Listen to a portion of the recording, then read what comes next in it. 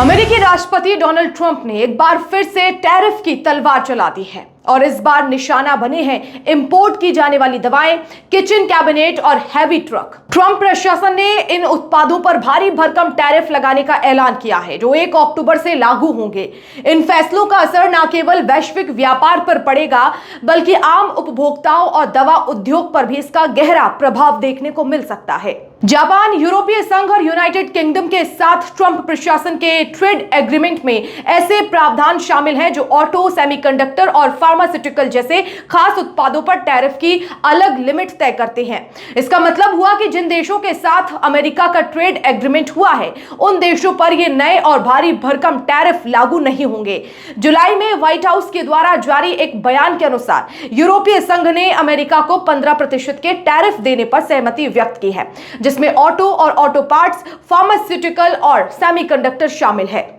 Japan के साथ हुए ट्रेड एग्रीमेंट के तहत व्हाइट हाउस के द्वारा सितंबर की शुरुआत में जारी एक बयान के अनुसार विशिष्ट या चक्रवृद्धि शुल्क दरों का व्यवहार यूरोपीय संघ के उत्पादों के समान ही होगा। इंडियन फार्मास्यूटिकल अलायंस (IPA) ने शुक्रवार को कहा कि अमेरिका द्वारा दवाओं पर 100% टैरिफ लागू करने का असर सिर्फ पेटेंट और ब्रांडेड दवाइयों पर ही पड़ेगा और जेनेरिक दवाओं पर इसका कोई भी प्रभाव नहीं होगा। Global trade and research initiative (GTRI) के फाउंडर अजय श्रीवास्तव के अनुसार भारतीय जेनेरिक दवाओं का एक्सपोर्ट भले ही ज्यादातर अप्रभावित रहे, लेकिन यूरोपीय देशों खासकर आयरलैंड, स्विट्जरलैंड और जर्मनी पर टैरिफ का गहरा असर पड़ सकता है। बताते चले कि भारत अमेरिका को बड़ी मात्रा में दवाइयां निर्यात करता है। हालांकि यह व्यापार मुख्य रूप से ब्रांडेड उत्पादों की बजाय जेनेरिक दवाओं पर केंद्रित है। DGCI&S के आंकड़े के मुताबिक वित्त वर्ष 2025 में अमेरिका को भारत का फार्मा फॉर्मुलेशन एक्सपोर्ट $9.8 बिलियन तक पहुंच गया, जो इसके कुल फार्मा एक्सपोर्ट का लगभग 40% है।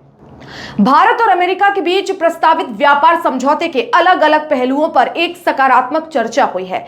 इस दौरान दोनों पक्षों ने पारस्परिक रूप से लाभकारी समझौते को जल्द ही अंतिम रूप देने के लिए बातचीत जारी रखने का फैसला किया है। वाणिज्य मंत्रालय ने शुक्रवार को यह जानकारी दी। मंत्रालय ने एक बयान में कहा कि वाणिज्य एवं उद्योग मंत्री पीयूष गोयल के नेतृत्व में अमेरिका गया भारतीय प्रतिनिधि मंडल 3 दिनों के दौरे के बाद 24 सितंबर को वापस भारत लौट आया और इस दौरान प्रतिनिधि मंडल ने अमेरिकी सरकार के अधिकारियों के साथ समझौते के संभावित स्वरूप को लेकर सकारात्मक बातचीत की। अगस्त में अमेरिका और चीन ने एक दूसरे की वस्तुओं पर 3 अंकों के टैरिफ रेट को टालते हुए टैरिफ संघर्ष विराम को 90 दिनों के लिए और बढ़ा दिया था। इस समझौते के तहत कम से कम 10 नवंबर तक चीन पर 30% टैरिफ लगाया जाएगा, जबकि अमेरिका पर चीनी टैरिफ 10% होगा। हालांकि अभी तक ये स्पष्ट नहीं हुआ कि चीन द्वारा पहले से चुकाए जा रहे 30% टैरिफ के साथ साथ उन्हें ये नए टैरिफ भी चुकाने होंगे या नहीं। आपको बता दें कि अमेरिका ने साल 2024 में लगभग $25 बिलियन का फर्नीचर आयात किया था, जिसमें से लगभग 60% आयात वियतनाम और चीन से किया गया था। दवाओं पर 100% टैरिफ लगाने से जहां एक तरफ फार्मा कंपनीज पर बुरा प्रभाव पड़ेगा, वहीं दूसरी तरफ ट्रंप के इस फैसले से आम अमेरिकी भी प्रभावित होंगे।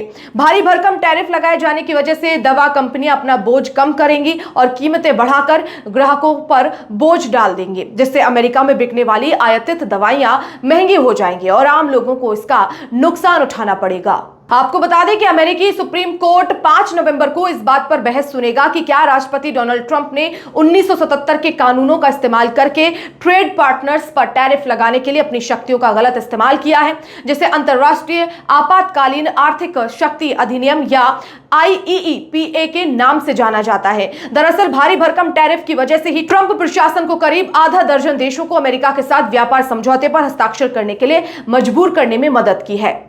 तो अमेरिका में टैरिफ की ये नई चाल क्या वाकई नेशनल सिक्योरिटी का हिस्सा है या फिर ये एक चुनावी रणनीति?